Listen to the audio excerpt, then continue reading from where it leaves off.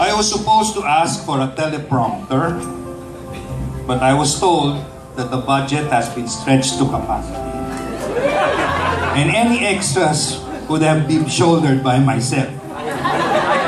Suddenly, I realized that these pieces of paper are good enough. Again, magandang gabi po sa inyong lahat. Sa ngalan po ng aming pamilya, Crespo Kongko, maraming salamat po sa pagdalo nyo sa okasyong ito. And for those who traveled great distances just to be here with us, thank you very much.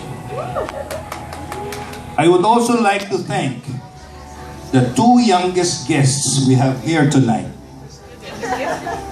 Two great women who played important parts in the lives of Denise and Mike. My mother-in-law, Mrs. Natividad Antonio Crespo. And Mike's lola, Juliana Campued Arisgado. In spite of their combined age of 182 years, they made it a point to be with us today. Mami Nati, Lola Juliana, maraming pong salamat. When Denise told me that I would be the one to speak in behalf of our family, I initially refused. I told her that I am not the politician in the family. It's her mom. She's the mayor of our town. But she insisted that I should be the one.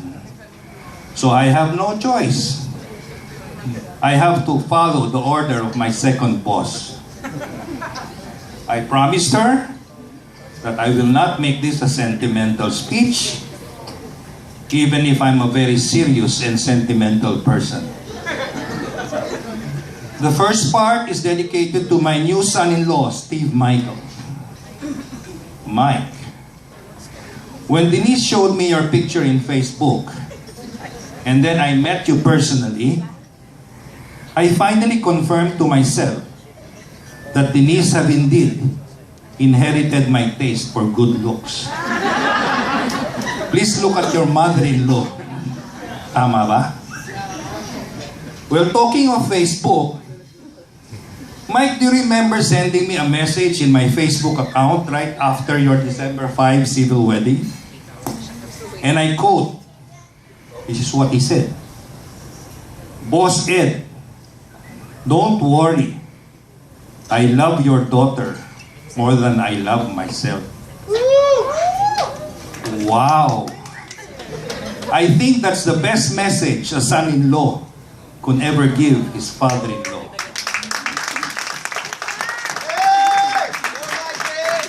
But then, it made me think. And I just have to ask you this question now, Mike. Are you sure you never committed suicide before? And do you also remember that time when you went to Cabiao together with your beautiful mother, Juliet? Your very handsome Uncle Pastor Julius. And your equally pretty sister, Audrey, and your cousins, to formally ask for our daughter's hand. And you told that, and I told you that we won't be demanding anything from you, Mike, except for one thing. And that is to love and take care of my daughter. And you promised to do it. You promised. I just hope you keep that promise, son.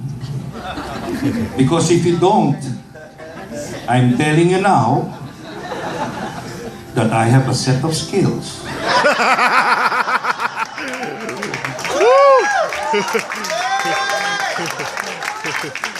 Skills that I have acquired over a long career. Skills that make me a nightmare for people who don't know how to keep their promises. So if you'll keep your promise to take care of my beautiful daughter Denise, that will be the end of it.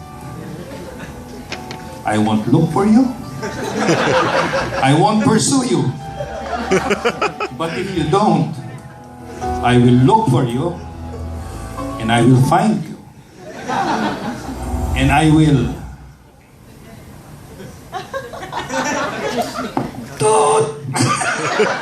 you. Dapat kill eh. Ma'am Juliet, I was just kidding. Favorite ko po yung Taken. The actor Richard Burton once said that a woman accepts a man for what he is and then spends the rest of her life trying to change him. Ate. So please, take one last look at Mike as we know him. Because Denise would officially start her remodeling work first thing in the morning. And now this part is for Denise. My atwe. My look-alike. My kaugali. My love. Marriage is not a bed of roses. I repeat, marriage is not a bed of roses. This is the gist of your latest blog, Atwe. And you came into this conclusion when you found yourself cleaning the toilet before your wedding. Your mom somewhat experienced the same thing, and I want to share it with you. During the first few days of being husband and wife, I always wanted to go home right away so that I could be with your mom. Who wouldn't be excited to see such a beautiful human being? She opened the gate and I hurriedly entered the house. I noticed that she was kind of hiding her hands on her back. So when I looked at her hands, I saw there were fresh wounds on them.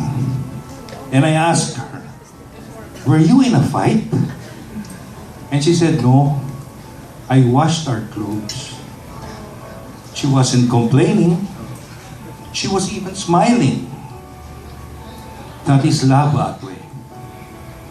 But now, after 34 years of marriage, that love is still there. Only this time, I'm the one doing the laundry and ironing of our clothes. And that's what you call pure love. I think my allotted time is over. Baka po ako mapagalitan ng aking second boss. And so Mike and Denise, I like to end this message with 4 words and 4 letters. Good luck. God bless. G-U-G-S. Thank you very much. Wala ba magtatanong ano yung G-U-G-S? Give us grandchildren soon.